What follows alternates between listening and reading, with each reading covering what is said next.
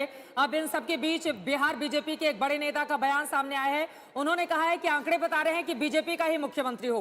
पहले से इस बारे में कयास लगाए जा रहे थे कि आंकड़े सामने आने के बाद अगर जेडीयू 20 से 25 सीटें पीछे रह जाती है बीजेपी से, तो फिर बीजेपी का जो स्थानीय नेतृत्व है या फिर वहां के जो स्थानीय नेता हैं उनकी ओर से इस बारे में डिमांड की जाएगी। जरा सुनिए, उसके बाद इसी टॉपिक को लेकर चर्चा में आगे बढ़ेंगे।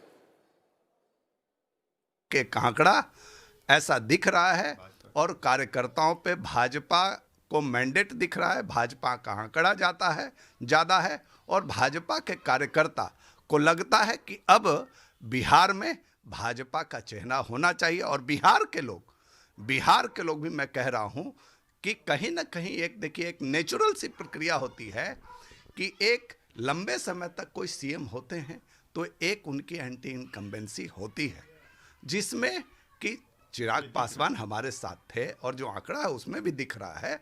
तो इसलिए मैं कह रहा हूं कि आने वाले दिनों के लिए यह जरूरी है, बिहार के लिए और भाजपा के लिए, बिहार के भविष्य के लिए, कि भाजपा का सीएम होना चाहिए। बिहार बीजेपी एससी मोर्चा के अध्यक्ष है, उनकी ओर से कहा गया है कि बीजेपी का ही मुख्यमंत्री हो। आपको यह भी बताते चले कि बिहार चुनावों के दौरान जब अलग अलग हिस्सों पे हम रिपोर्टिंग कर रहे थे, उस दौरान भी बहुत सारे बीजेपी के कार्यकर्ता ऐसे कहते हुए मिल गए कि अगर हमारी सीटें ज्यादा रही तो फिर हमारा ही मुख्यमंत्री बनेगा।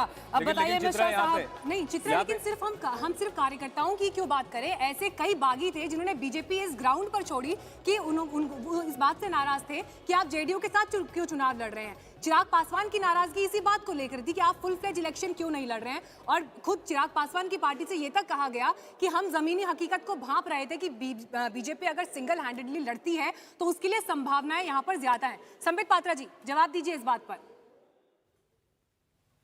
आप